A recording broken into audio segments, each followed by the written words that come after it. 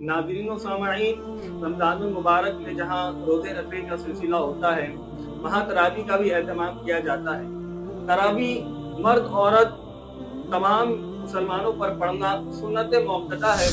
तरावी पढ़ना खुलफाए राशिदीन रिज़वानुल्लाहि ताला अलैहिम अजमईन की सुन्नत है और खुद नबी पाक सल्लल्लाहु ताला अलैहि वसल्लम ने इरशाद फरमाया, मेरी सुन्नत और मेरे खुलफाए राशिदीन की सुन्नत को अपने ऊपर लाजिम रखो।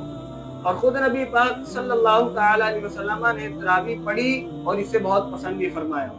लिहाजा सही मुस्लिम में हजरत अबू हुरैरा रज़ियल्लाहु ताला अन्हु से रिवायत है, इरशाद फरमाते हैं कि रमजानुल मुबारक में जिसने ईमान की वजह से क़याम किया और सवाब तलब करने के लिए क़याम किया, अल्लाह तबारक व तआला उसके अगले तमाम सगायर गुनाह मुआफ़ फरमा देता है।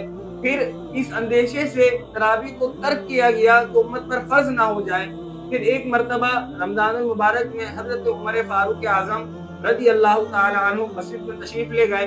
देखा कि लोग जुदा जुदा नमाजें पढ़ रहे हैं, तो बाज़ हज़रात किसी इमाम के पीछे नमाज पढ़ रहे हैं। आपने फरमाया, क्या ही अच्छा हो कि तमाम लोग एक ही इमाम के पीछे नमाज अदा करें। लिहाजा हज़रत उमर फारूक आज़म रज़ियल्लाहु ताला अन्हु ने तमाम हज़रात को हज़रत उबई बिन काब रज़ियल्लाहु ताला अन्हु की इमामत पर जमा फरमा दिया।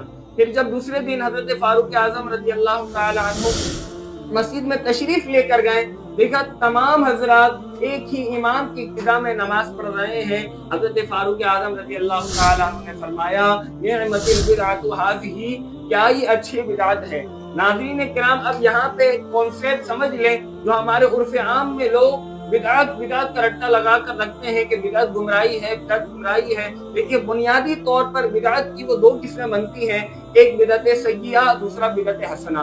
बिदअत सय्यिआ उसको कहते हैं कि ऐसे काम और ऐसे तरीक़ेकार को अपनाया जाए कि जिसके जरिए इस्लाम को नुकसान पहुंचे और लोग इस्लाम से दूर हो जाएं। जबकि बिदअत हसना उसको कहते हैं कि ऐसे तरीक़ेकार और ऐसे काम को, ऐसे रास्ते को अपनाया जाए कि जिसके जरिए लोग इस्लाम से मोहब्बत करें, इस्लाम से रग़बत करें, इस्लाम के करीब आए, दीनी तालीमात को सीखें, जैसे महफिल मिलादुन नबी सल्लल्लाहु ताला अलैहि वसल्लम वगैरह वगैरह। तरावी में कितनी रिकातें होती हैं? जमहूर फुक़हा कराम के नज़दीक तरावी में 20 रिकातें होती हैं और यही हदीस मुबारक से साबित है। लिहाजा इमाम बैहक़ी रहमतुल्लाहि ताला अलैह सनद सही के साथ हज़रत साइद बिन यज़ीद रहमतुल्लाहि ताला अन्हु से रिवायत फरमाते हैं, कहते हैं हज़रत उमर फारूक आज़म रज़ियल्लाहु ताला अन्हु के ज़माने में लोग 20 रिकात नमाज पढ़ा करते थे। इसी तरह हज़रत अली और हज़रत उस्मान गनी रज़ियल्लाहु ताला अन्हुमा के ज़माने में भी तरावी वो 20 रिकात पढ़ी जाती थी। इसी तरह इमाम मालिक में यज़ीद बिन रुमान से रिवायत है कि हज़रत उमर फारूक आज़म रज़ियल्लाहु ताला अन्हु के ज़माने में तरावी जो है वो 23 रिकात पढ़ी जाती थी। इमाम बैहक़ी रहमतुल्लाहि ताला अलैह इस हदीस की वज़ाहत करते हुए फरमाते हैं कि 23 रिकातों में 3 रिकात जो है वो नमाज़े वितर है। और एक मौके पर हज़रत अली रज़ियल्लाहु ताला अन्हु ने खुद एक शख्स को हुक्म दिया कि वो लोगों को 20 रिकातें नमाज़े तरावी पढ़ाए। तो लिहाजा इन अहादीस से साबित होता है कि तरावी की रिकात 20 है।